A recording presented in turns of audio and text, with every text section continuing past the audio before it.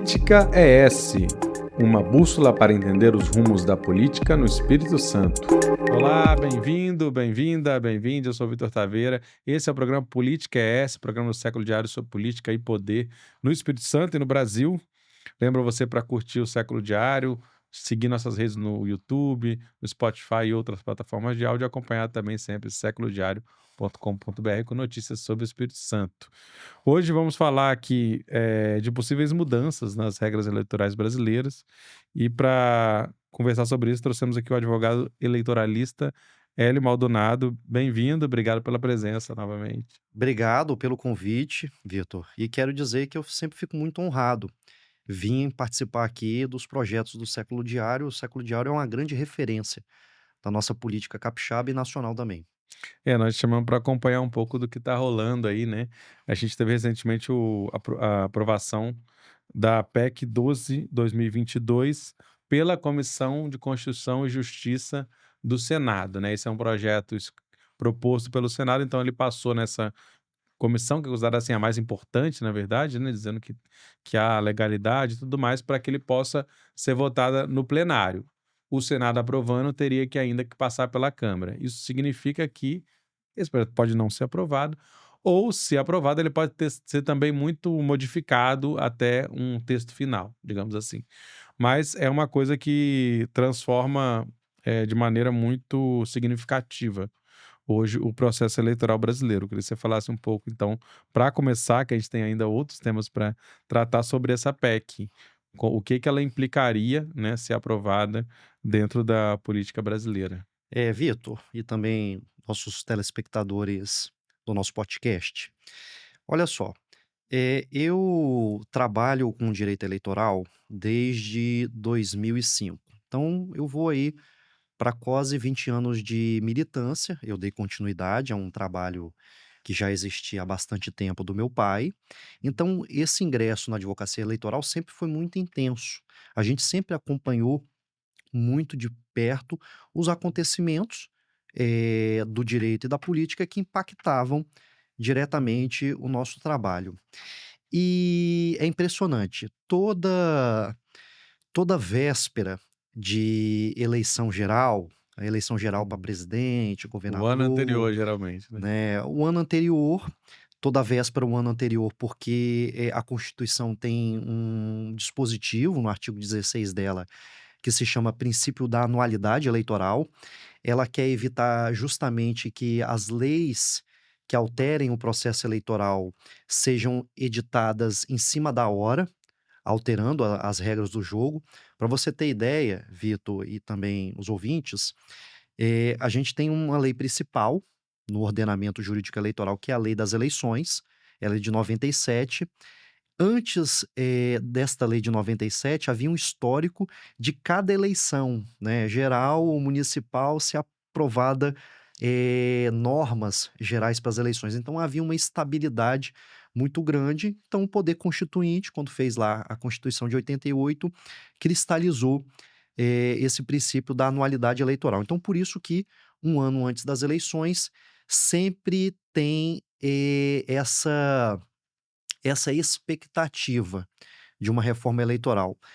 Eu posso dizer desses 20 anos que nunca houve nenhuma eleição geral em que previamente não se tivesse feito algum tipo de reforma, eleitoral anterior. Então é nesse cenário que vem, é um cenário que essas opções, Vitor, por exemplo, essa PEC que foi aprovada na CCJ do Senado, ainda precisa de votação, no plenário do Senado, ainda precisa ser encaminhada, para a Câmara dos Deputados. Como é uma proposta de emenda à Constituição, o quórum de aprovação é muito mais denso, São tá? 59 senadores, dos 81, não é isso? Exatamente, porque é 3/5, né, e é a mesma logística em relação à Câmara dos Deputados, os 500 e tantos deputados, não sei se 514, alguma coisa assim, também 3/5 tem que ser, votar a favor de uma determinada PEC dessa. E essa PEC é polêmica pra caramba, Sim. tá, ela bota o dedo na ferida, daquilo que mais assusta a política em geral, que é Número um, o fim da reeleição, tá? A reeleição ela veio em 97, ainda no governo Fernando Henrique, em que houve essa alteração, então permitiu a perpetuação, de continuidade de mandatos bem avaliados, então ela visa findar isso, e paralelamente ela quer, eu ouvi comentários, Vitor, talvez, também você possa externar a sua opinião, sobre, uma uma crítica ao próprio autor, dessa emenda à Constituição. Quem foi o autor dessa emenda à Constituição que quer fazer a unificação das eleições? É uma emenda que, esse tema ele vem e volta na pauta Ela é de de discussão 2022, mas ela não é nova, né, ela ela é não é nova, ela já é recente. antiga pra caramba, né, que seria o senador Jorge Cajuru, né. O senador Jorge Cajuru é um comentarista, é um repórter, comentarista de futebol, e Apresentador. a crítica exatamente é que, teria vindo dele, porque ele nada sabe de política. E é um paradoxo enfiar em uma única eleição, a disputa de presidente da república, governador, deputado federal, senador e deputado, Uhum. estadual. Por que que seria um paradoxo isso? Porque nós temos, no desenho, da nossa república, interesses conflitantes. A gente tem interesses nacionais, que são uma coisa, e nós temos interesses locais dos estados, que são algo absolutamente outra coisa. E forçar, Vitor, uma eleição em conjunto em que você, tem esse cenário de degladiamento de interesses nacionais com interesses locais, eu não sei se é tão conveniente para a realização recíproca de cada interesse desse. A gente tem, na verdade, assim, 3 esferas, né, estadual, federal e a municipal. 2 delas saem juntas, né, porque a gente vota estadual junto com a federal e a municipal é separada.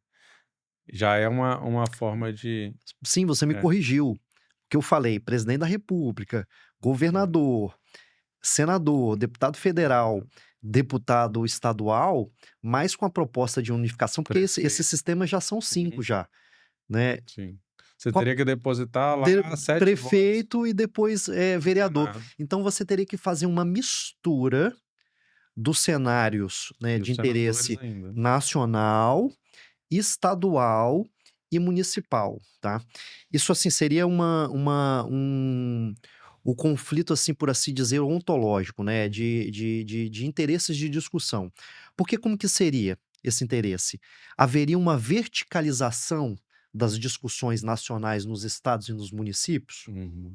Já fala um pouco disso, né, falavam na época da polarização que, quer dizer, essa coisa, posição Lula-Bolsonaro, ela persistia, na eleição municipal, E o por que não exemplo. houve nas É, últimas nas últimas eleições. não, nas Não últimas houve isso nas acabou isso últimas acabou eleições. difundindo e acabou que a questão local um pouco que prevaleceu, Prevaleceu, né. pouco importasse se era Na partido de anterior já foi esquerda, realmente de mais direita, o que influente do que importava era o projeto individual, as pessoas envolvidas no projeto nas suas comunidades locais, né, o bolsão eleitoral uhum, maior são os municípios, nós temos mais de 5.000 municípios no Brasil, e dentro desses uhum. 5.000 municípios a gente tem a política feita, em relação aos pares, as pessoas me conhecem naquela localidade, a maioria dos municípios são pequenos, os grandes municípios são a É, e minoria. você tem essa amarração, né, porque o deputado estadual, ele faz uma campanha casada com o deputado federal, então eles vão junto com o governador. Eu consigo até imaginar como é que seria essa confusão de todo mundo. Aí que entra o grande problema, aí que entra um grande problema e você colocou o dedo na ferida, porque o primeiro problema que eu coloquei seria um problema de natureza ontológica. Quais que seriam, as proposições deste processo eleitoral unificado? Nós teríamos uma confusão entre os interesses nacionais, estaduais e municipais, nós teríamos uma verticalização, haveria autonomia em relação a esses interesses? Isso, assim, no campo do discurso das ideias. Aí agora o problema mais grave, que talvez a gente poderia qualificar como um problema dogmático, né, no sentido do que o ordenamento traz para nós hoje, que é o problema da estrutura dos partidos políticos. Convenhamos, eu posso dizer isso com tranquilidade, eu repito isso assim a nível acadêmico já há bastante tempo e de maneira justificada, não existe democracia dentro dos partidos políticos no Brasil. Não existe democracia dentro dos partidos políticos no Brasil. Para você ter ideia, a maior parte da composição dos partidos políticos nos estados e nos municípios são mediante comissões provisórias. O que que seriam as comissões provisórias? Uma canetada feita pela direção nacional do partido ou municipal que constitui quem que será o presidente local. Uma canetada, né? E isso ocorre com tanta frequência que, assim, entra um membro novo, ele já negocia a presença do Né? partido e dá uma candidatura. Né? Aí vou deixar as exceções que são alguns partidos, principalmente do campo da esquerda, como o PT, que agora está realizando o PED, que é seu processo em que Sim, todo mundo pode tem alguns votar, o partidos que têm um PSOL, quadro mas estruturado, isso é uma minoria, né? né, uma minoria, mas a maioria, né, lembrando que a gente tem hoje em torno de 29 partidos políticos em atividade, 15 só que tiveram nas últimas eleições de 2022 sucesso eleitoral do número suficiente de acesso a vagas na Câmara dos Deputados para Uhum. terem os dividendos de recursos de financiamento público, tempo de TV e televisão Uhum. gratuita, etc. Mas o cenário é esse: a gente tem pouca democracia interna nos partidos políticos, e aí seria uma moeda de barganha excessivamente autoritária para as lideranças nacionais ou estaduais interferirem diretamente no processo político dos estados Eles já e nos interferem, processos mas são em políticos, eleições diferentes. né, já interfe já na verdade, dada Eu digo assim, essa você fala da verticalização, quer dizer, a montagem de chapa seria feita, digamos, o presidente estadual do partido, por exemplo, ele já estaria montando as chapas até municipais, né. sim, né, mas isso é muito com o olho no próprio umbigo. Uhum. Tá, isso não com o olho não há problema nenhum haver um projeto de poder partidário, né. Uhum. Nós temos N exemplos aqui, o Republicanos, o PSB, o PL com Magno Malta, nós não temos problemas nenhum. O problema é você ter uma figura autoritária, tá. Os partidos políticos, a gente vive uma partiocracia, Uhum. você não tem candidatura avulsa, você só se lança candidatura através de um partido político. Então, eu só te dou legenda se você, né. Mas nesse sentido, assim, cabe à legislação eleitoral tentar, ela não pode interferir na organização interna do partido, ela pode tentar delimitar formas de que sejam mais democráticas, né, delimitar alguns limites para que os partidos não possam, digamos, ultrapassar, Tá, dizendo assim. eu vou responder isso de acordo com o atual cenário e de acordo também com aquele cenário que se pretende modificar para Uhum, pra as próximas eleições. A gente viveu um período ditatorial antes da Constituição de uhum, 88, né, a gente tinha um bipartidarismo branco, né, partido de situação, salvo engano, Arena, e o uhum. outro MDB, que seria o partido de A oposição permitida, oposição. vamos dizer Então assim. houve tanto sufocamento democrático que a Constituição de 88 ela estabeleceu um excesso de autonomia Uhum, partidária, tá? Os partidos passaram a ser pessoas jurídicas de direito privado, e o que que a justiça eleitoral ou o que que a justiça comum pode interferir em relação a esta vida, a essas decisões aí que muitas vezes podem tratorar direitos individuais de filiados. Muito pouco. No atual cenário, para você ter ideia, quaisquer discussões intrapartidárias que não atinjam diretamente o processo eleitoral, a competência da justiça comum, tá? A competência da justiça comum. E tem um pior. Tudo bem, então você tem um acesso à justiça para discutir eventual litígios de interesse. O problema é que se criou uma compreensão que se chama, que essas discussões são interna corporis, né, que são referentes à própria agremiação partidária, que a justiça não entra, né, no mérito das discussões. Ela praticamente só se limita a fazer um controle de legalidade de forma em relação a essas deliberações de atos partidários. Então esse é o atual cenário. O Código Eleitoral, que a gente vai conversar um pouco também Hum, a respeito, que quer ser aprovado para vigia nas próximas eleições, ele no máximo delega à Justiça Eleitoral essa competência, assim, resolvendo já um problema de competência, quem é que decide, um juiz do Estado ou um juiz hum, da Justiça Eleitoral. Então define para a Justiça Eleitoral essa competência. hum, Então, a primeira questão, a primeira aporia, se a gente pudesse chamar de A, seria a entrega de legenda. E a segunda aporia, que é muito mais difícil, tá, Vitor e espectadores do nosso século diário, que é a questão dos recursos, tá? sim. Hoje a gente tem uma proibição de financiamento de campanhas eleitorais por empresas.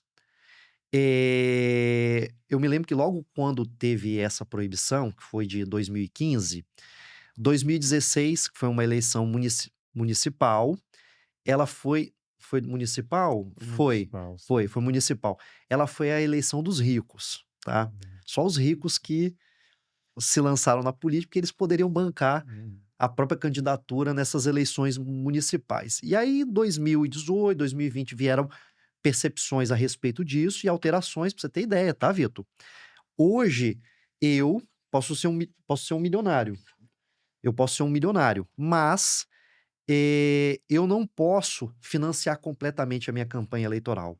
Eu posso só colocar 10% daquilo que pode ser gasto na campanha do teto, eleitoral, né, do teto do que é do definido por do lei. teto, do teto. Então esse é o atual cenário. E as pessoas, né, fora que não são candidatos, pode dar hoje o atual cenário, 10% daquilo que eles têm de renda anterior das eleições.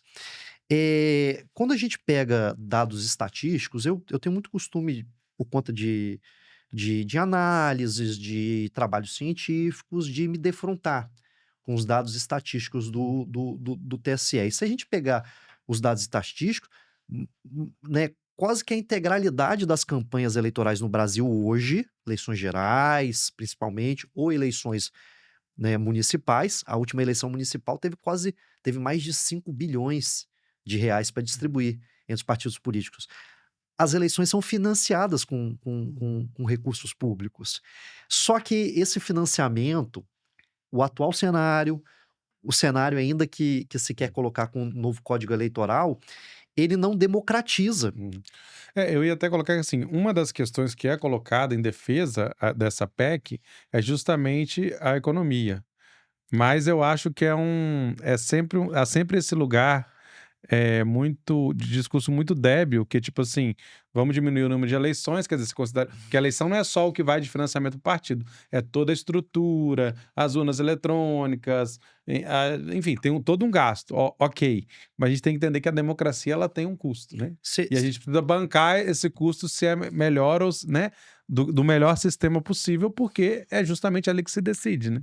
existe uma relação, Vitor, de tensão entre o direito e a política, né, é uma relação, assim, como se fosse predatória um em relação ao outro, né.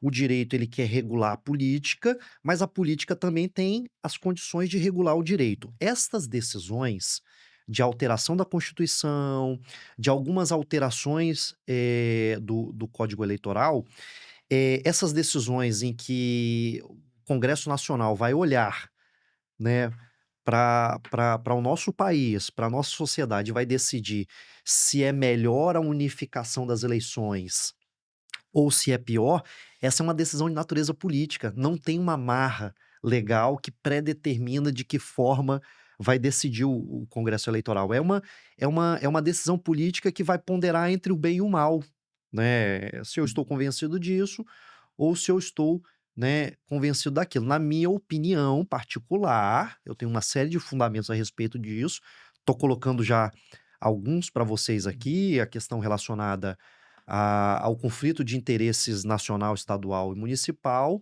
a questão da outorga de legendas e a questão do financiamento, né. Para mim, seria sacrificar a própria democracia, em benefício de sinceramente, repito, não existe, em geral, democracia interna dos partidos políticos, então seria, sacrificar a democracia e em benefício de muitos poucos caciques É, partidários. porque nesse caso, só para esmiuçar um pouco mais, haveria um período de adaptação até que a gente teria eleições unificadas com todos os candidatos, ou seja, nós iríamos às urnas uma vez a cada 5 anos, Sim. e não uma vez a cada 2 anos. Então, os mandatos executivos, prefeito, governador, presidente, seriam de 5 anos, não renováveis, sem reeleição. Os outros do legislativo permaneceriam, eh, passariam os de 4 para 5 anos, no caso do Senado de 8 para 5 anos, né. E podendo aí já se reeleger sem essa questão. Né. Terceiro problema, né, eu já coloquei alguns problemas em relação a isso. Terceiro problema, tudo bem, nós ganhamos as eleições, né, ótimo, parabéns, agora nós vamos ter 5 anos de exercício de mandato. O problema é que na nossa estrutura de pacto federativo, houve uma concentração muito grande de poder na Constituição de 88 nas mãos da União, tá. A União, ela praticamente fica com a quase totalidade do produto arrecadatório, tá, feito através da tributação em geral, e haja vista essa condição de que eu tenho a chave do cofre, sou eu quem arrecado, também a Constituição outorga uma série de competências, tanto legislativas como executivas à União. As macros políticas públicas, saúde, educação, assistência social, que são as grandes, né, em especial saúde e educação, assistência social também, do mesmo modo. Elas são as grandes políticas públicas. Elas são não só, coordenadas pela União, num aspecto técnico, então hoje os estados e municípios, eles têm pouca margem de liberdade para criar suas respectivas Eles políticas replicam, públicas, né, eles o replicam, recurso porque são todos projetos, Sistema Único de Saúde, SUAS. nacionalizados, né, eh, e a União não só faz uma coordenação técnica, como também de financiamento, né, como também de financiamento. E esse financiamento, em especial os chamados repasses obrigatórios, que são para essas macro políticas, elas acabam sufocando em maior parte o orçamento público da União, estados, e municípios, e aquela margem de obras de infraestrutura, de melhoria de mobilidade, de projetos outros de políticas públicas, tem uma dimensão de espaço pequena, que hoje, no atual cenário, os municípios não têm fonte de arrecadação. Tem município que a fonte de arrecadação é pífia, né, produto arrecadatório, que são poucos impostos, né, IPTU, ISS é quase nada. Ele vive de repasses obrigatórios e também repasses voluntários decorrentes de convênios com a União, convênios com o governo do estado. Então, mais uma vez, por um terceiro motivo, a política local, os interesses locais estariam sempre estariam, não é constrangidos, mas estariam subordinados aos interesses da União e dos estados, porque os municípios não sobreviveriam sem esses repasses voluntários e nem muito menos os estados. Então, assim, seria um terceiro motivo pelo qual seria muito duro para a política em geral, para a nossa democracia, nós temos um sistema de unificação Hum. das eleições. Agora só um parêntese, que esse projeto do senador Jorge Cajuru, do PSB de Goiás, ele foi foi aprovado um substitutivo, né, um outro texto, que é uma do Marcelo Castro, do MDB do Piauí, né, que é esse projeto, na verdade, que está valendo, que é uma enfim, tem algumas diferenças, mas que ele está valendo. E essa proposta do Cajuru, na verdade, ela tinha assinatura de um grupo grande até, acho que cerca de 30 senadores da legislatura passada, né, inclusive bem diverso, né, do PL ao PT, enfim, tem vários, senadores, alguns deles não estão mais no cargo, outros continuam, mas assim, iria para essa legislatura, né, tendo esse desafio também de construir essa maioria, né, esses 59 votos teriam que ser conquistados para que esse projeto seguisse para a Câmara. Eu acho muito difícil, tá? Lembra assim que ele está lá batendo há muito tempo, né? Talvez o fim da reeleição, e algum outro elemento a mais, ele poderia ser aprovado, mas com a finalidade de atingir um objetivo paralelo, né, como, Uhum. por exemplo, evitar a reeleição do Uhum. presidente Lula, né. Aí Ma me e seria ma acertar nisso, mas quer dizer, mirar nisso, mas acertar É. E aquilo. o que também seria difícil dado que precisaria quer dizer, você teria uma oposição do campo do governo. Não estou falando de maioria absoluta, onde o governo poderia ser rejeitado, mas 3/5, por exemplo, é mais difícil você conseguir, né, só para isso falando hoje politicamente.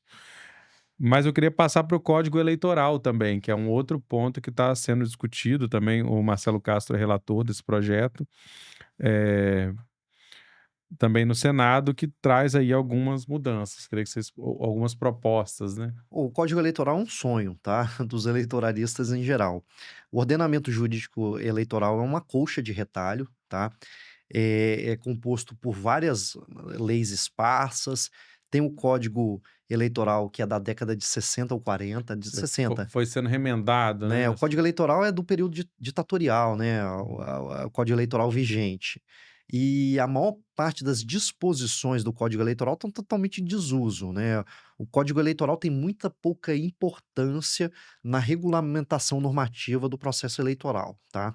E aí vem com um papel de protagonismo, com uma espécie de viga mestra do processo eleitoral, que é a Lei das Eleições, é a Lei 9.504, é a lei que rege todo o processo eleitoral, das convenções partidárias, do registro de candidatura, da propaganda eleitoral, dos ilícitos eleitorais, é ela que tem um volume muito grande, e nós temos também a lei orgânica, dos partidos políticos e a chamada também lei da inelegibilidades, tá.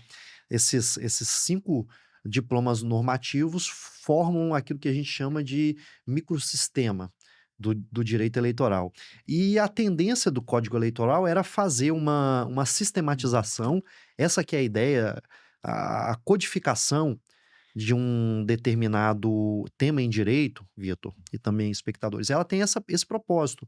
Foi por isso que existiu a CLT, é por isso que existe o Código Civil, o Código Penal. Você faz uma consolidação de leis a respeito daquele determinado assunto num único dispositivo normativo, para você ter uma maior intelecção a respeito dele, uma maior compreensão, aceitabilidade, etc e tal. Então, o Código Eleitoral, ele veio com força a partir de 2021, tá. Em 2021 a Câmara dos Deputados tratorou, salvo engano, 2021 nós tínhamos a gestão, Arthur Lira, tá. Então foi uma gestão que foi produtiva em relação a isso, rodaram o país todo, fizeram muitas audiências públicas, e aí vem agora, né, na época ficou no Senado, foi engavetado no Senado, né, o presidente do Senado, Rodrigo Pacheco à época, ou mesmo atualmente o Davi Alcolumbre levantou o dedo e falou: "Olha, espera aí que essa celeridade vocês tinham que ter tido combinado conosco, tá?".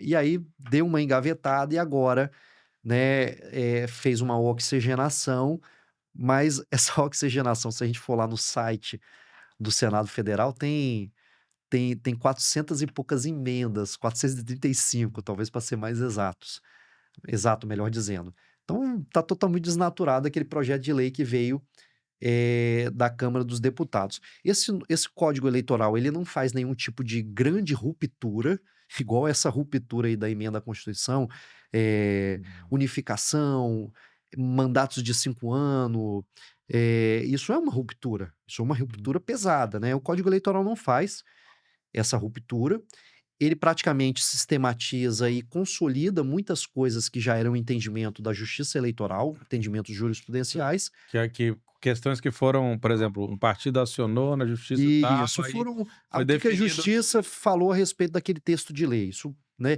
isso é como técnica legislativa é muito comum isso, tá, Uhum. essas consolidações de entendimento dos entendimentos jurisprudenciais, por assim dizer. E a única ruptura que ele faz é uma ruptura, de positivação de uma ação afirmativa importante, que colocar, reserva das cadeiras. Hoje a gente tem no atual cenário reserva das vagas em disputa, Das 30% mulheres. tem que ser O partido lança 100% de candidatos Uhum. para aquela vaga em disputa, para o legislativo, tá? Só para o legislativo. E aí 30% tem que ser ocupado por candidatas mulheres. Hoje o atual cenário, ele mantém isso aí, não mais obrigatório, mas facultativo, mas ele entrega 20% das cadeiras, o que é muito positivo. Uma vez eu ouvi uma expressão de uma vereadora, a Renata Fiório do sul do estado, um congresso lá que eu estava organizando, e ela falou assim, que esses 30% seria como se fosse vaga para fila do INSS, porque não garante nada.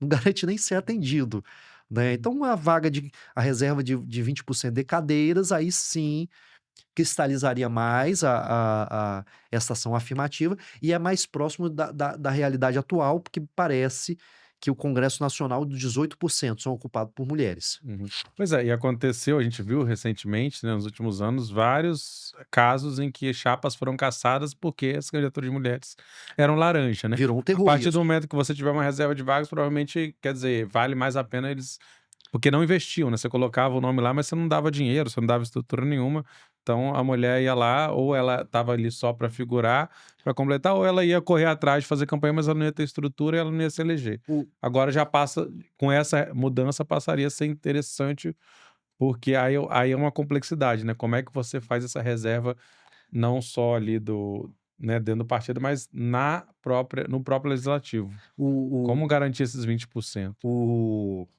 o legislador eleitoral, ele tem o privilégio dele legislar em causa própria, né, ele tá fazendo leis que vão atingir ele diretamente. Então, né, pra sanar esse grande problema que virou de encontrar mulheres para serem lançadas como candidatas, o Código Eleitoral está tornando facultativo, tá, esse preenchimento das vagas, e na hora do preenchimento dos 20% ele está fazendo uma série de regras matemáticas que vão forçar esse cumprimento. Essas regras matemáticas são todas ligadas porque o sistema proporcional, ele para você transformar os votos em mandato, você tem fórmulas matemáticas que definem isso, né, a fórmula chamada tanto do coeficiente eleitoral, né, como do coeficiente partidário. E aí o partido político, para acionar uma vaga, ele tem que ter feito 100% do coeficiente eleitoral, que é o número de votos válidos dividido pelo número de cadeiras, então vai chegar a um determinado número.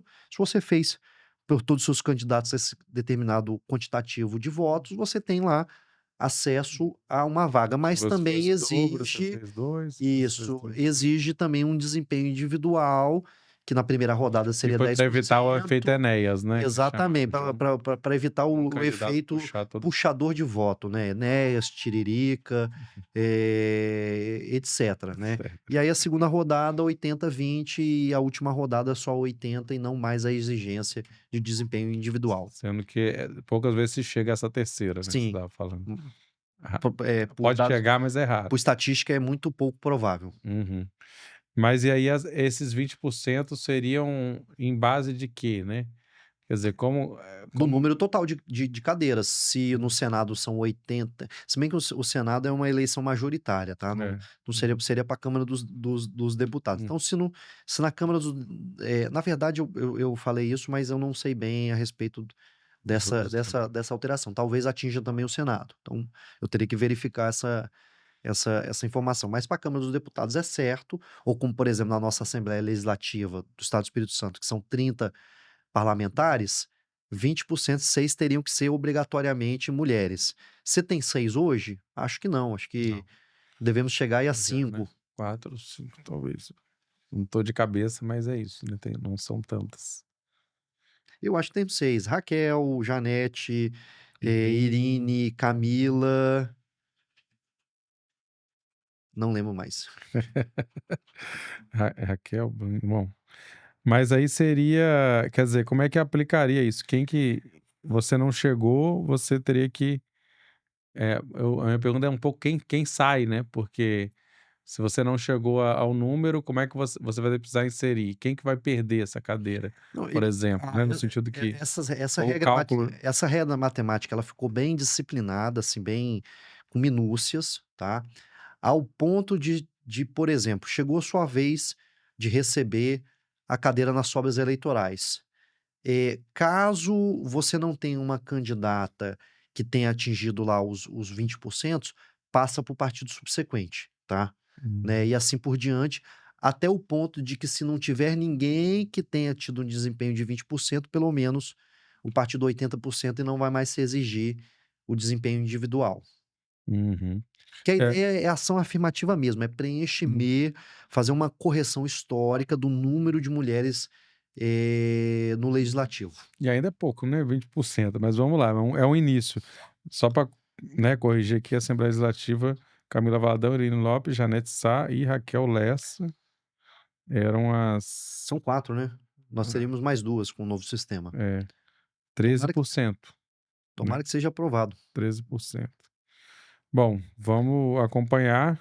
Algum comentário mais para finalizar? Eu estou muito feliz para a gente discutir esses assuntos, né? Esperamos que até outubro o Congresso dê uma resposta a respeito dessas questões e a gente vá aos poucos melhorando ou corrigindo o nosso sistema democrático. Outubro seria o prazo, né? Tem que ser aprovado um ano antes Um ano antes do das pleito, né? eleições. Como eu disse, é por conta daquela questão do princípio da anualidade eleitoral. E provavelmente não vai correr tão rápido assim, né? Não tem como.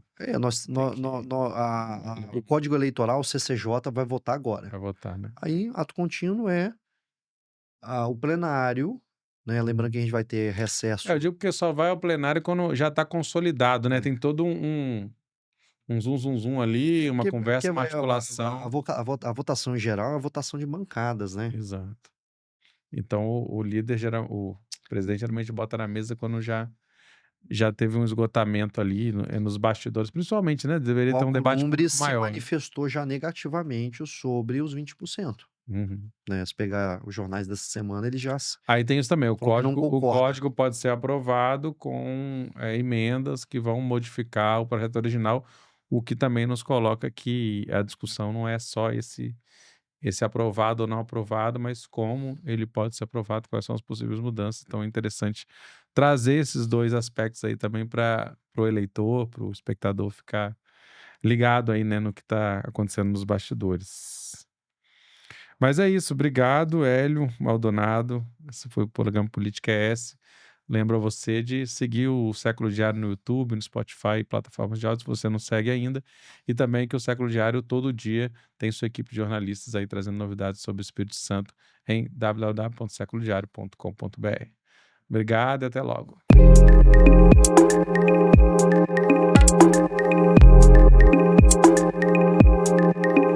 Política ES, uma bússola para entender os rumos da política no Espírito Santo.